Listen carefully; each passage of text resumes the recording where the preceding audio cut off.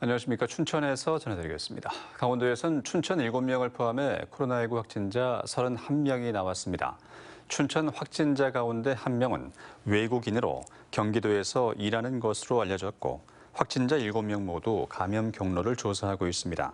또 어제 춘천의 한 사우나 시설을 다녀간 다른 지역 주민이 코로나19에 감염돼 해당 사우나를 이용한 시민들이 진단검사를 받았습니다.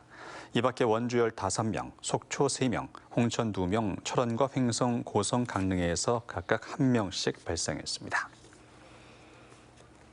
강원도가 이달부터 진행되고 있는 단계적 일상회복 조치에 따른 후속 대책을 마련했습니다.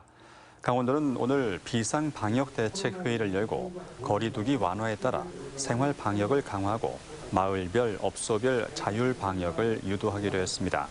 또 11월과 12월 확진자 급증에 대비해 진단검사 체계를 정비하고 병상 부족에 대비해서 재택 치료를 확대해 치료 병상을 최대한 확보할 예정입니다. 특히 비상조치의 경우 중수본이 제시한 기준보다 강화된 자체 지침을 마련해서 선제적으로 시행하기로 했습니다.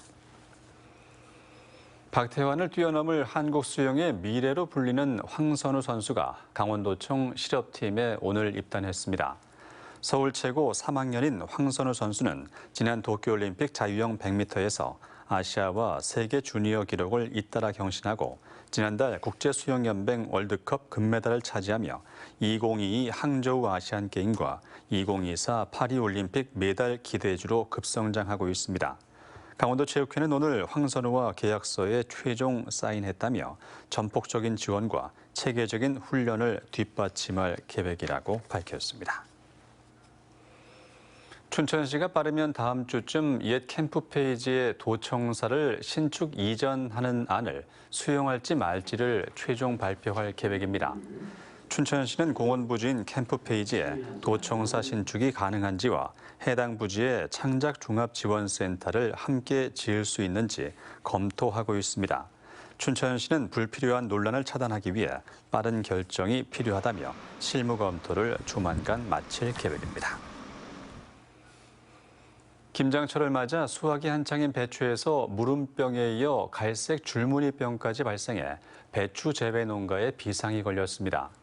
춘천 배추 주산지인 서면 배추밭 150헥타르의 90%인 135헥타르에서 배추 무름병이 관측됐고 절반가량은 병해가 심각해 수확이 불가능한 상황입니다.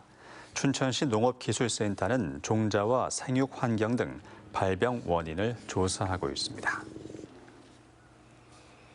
최근 중국발 요소수 품귀 현상이 이어지고 있는 가운데 강원도 소방차와 구급차 운영에는 당장 지장이 없을 전망입니다.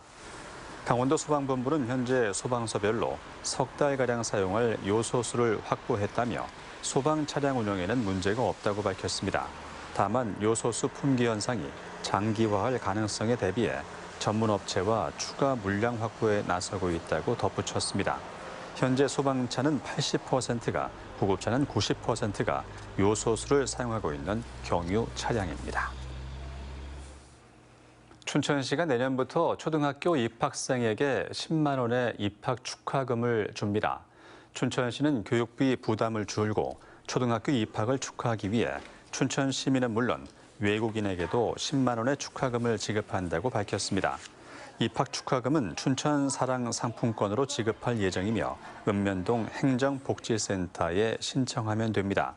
춘천시는 내후년부터는 축하금을 30만 원으로 올릴 계획입니다. 강원도교육청은 생명 존중 문화를 확산하고 학생들의 심리 정서적 지원을 위해서 학교 단위 생명 지킴이 교육을 진행합니다. 이번 교육은 학생 정신건강 증진과 자살 예방 교육 담당자를 대상으로 진행합니다. 도교육청은 위기 학생의 심리 정서적 지원을 위해 다각적이고 효율적인 접근이 필요하다며 이번 교육을 통해서 학생이 보내는 신호를 알고 학생을 안전하게 도와주는 생명 지킴이가 되도록 교육하겠다고 밝혔습니다. 단계적 일상 회복으로 석 달간 중단됐던 철원의 비무장지대 평화 관광이 오늘부터 부분적으로 재개됐습니다. 철원구는 철원평화전망대와 월정리역을 둘러보는 코스 관광을 재개한다고 밝혔습니다. 다만 제2땅굴은 밀폐 공간임을 고려해서 제외시켰습니다. 관광 신청은 DMZ 평화관광안내센터에서 선착순 현장 접수로 평일 2회, 주말 3회로 개인 승용차로 진행합니다. 지금까지 춘천이었습니다.